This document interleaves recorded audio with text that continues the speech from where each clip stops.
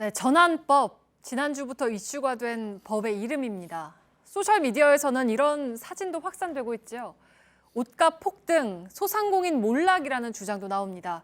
그래서 저희가 팩트체크를 해봤습니다.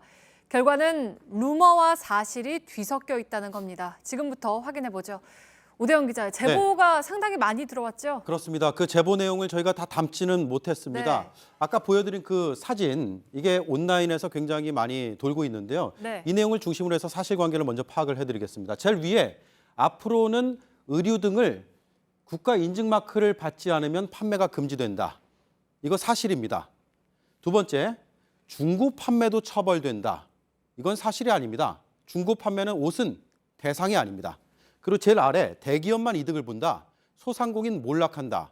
이거 일부는 맞고 일부는 틀립니다. 소상공인의 피해가 가는 부분은 분명히 있습니다. 네, 그러니까 그 이유를 이제 지금부터 설명을 해야 되는데 오늘 취재 과정에서 정부의 새로운 입장을 들었다면서요? 네, 정동희 국가기술표준원장과 통화하면서 새로운 정부의 입장 이렇게 파악이 됐습니다. 네. 소상공인들의 경쟁력과 창의력을 해치지 않도록 원점에서 재검토하겠다. 네. 지난 2주간의 논란에 대한 입장입니다. 법 개정의 가능성이 큽니다. 그럼에도 오늘 팩트체크는 왜 이런 논란이 일었는지, 어디까지 사실이고 어느 부분이 과장이었는지 짚어보겠습니다. 네, 일단 법 자체가 좀 어려운데 설명을 좀 해주실까요? 네, 전환법이요. 전기용품 및 생활용품 안전관리법입니다. 기존의 두 법을 합쳐서 만든 건데요.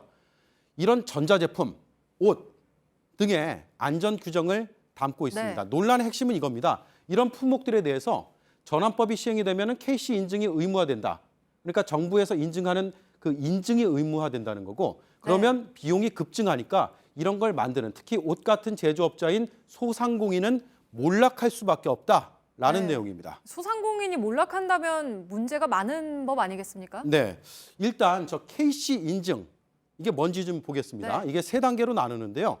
첫 번째 안전 인증 대상, 저런 재생 타이어나 라이터, 그리고 비비탄 총, 압력밥솥 상당히 위험해 보이죠. 네. 이런 것들은 반드시 인증을 받아서 저 KC 마크 밑에 인증 번호까지 박아야 됩니다. 이게 비용이 적게는 수십만 원에서 수백만 원까지 든다고 합니다. 자, 두 번째 안전 확인 대상, 이건 건전지, 도어락, 그리고 저건 스키입니다.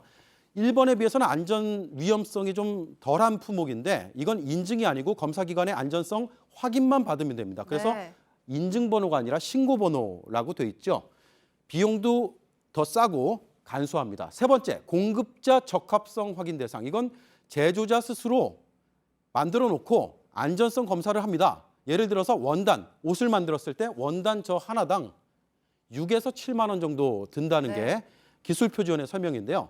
그 뒤에 스스로 KC 마크, 저건 스스로 찍을 수가 있다는 겁니다. 네, 그러니까 지금 논란이 가장 큰 의류는 저 3번에 해당이 되는 거죠? 네, 맞습니다. 저 3번 의류고요. 그런데 엄밀히 말하면 이게 인증은 아닙니다. 네. 인증은 첫 번째라는 거고요. 저희에게 그래서 품목별로 이 인증을 받는데 옷 한 벌에 수십만 원씩 드는다라고 제보하신 분들이 꽤 있습니다. 그런데 국가기술표준원 확인 결과 원단 한 품목당 6에서 7만 원이라고 합니다. 그러니까 수십만 원이다라는 건 과장된 정보입니다. 그리고 또 하나 과장된 정보는요. 전환법이 생기면서 의류자파가 새롭게 규제 대상이 된다. 그리고 소비자에게 큰 부담이 된다라는 건데요. 이게 기존에 실시됐던 법과 달라진 건 없습니다. 그대로 품목은 유지가 됩니다. 네. 왼쪽은 제일 왼쪽의 숫자는 전환법에 대한 품목 숫자고요.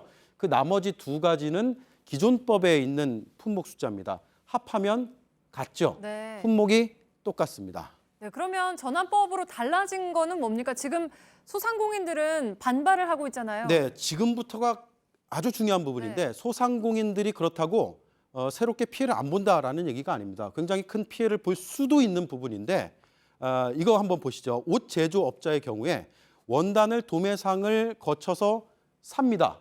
그래서 옷을 만들죠. 그런데 이 원단의 안전성 검사는 누가 해야 될까? 원단 업체에서 하는 게 맞습니다. 이게 그런데 의무가 아니라는 게 문제입니다. 네. 전환법 대상이 저 원단은 아닙니다. 그런데 저 제조업체는 전환법의 대상이 됩니다. 그래서 원단 업체가 비용을 지불하지 않으면 결국 옷 제조업체가 그 비용을 떠안게 됩니다. 지금 소규모 제조업체가 반발하는 건 이런 추가 비용 가능성 때문이고요. 기술 표준원 취재 결과 그렇게 되지 않겠다고 하지만 현행법의 구조상 그렇게 될 수밖에 없다는 게 저희의 판단이었고요.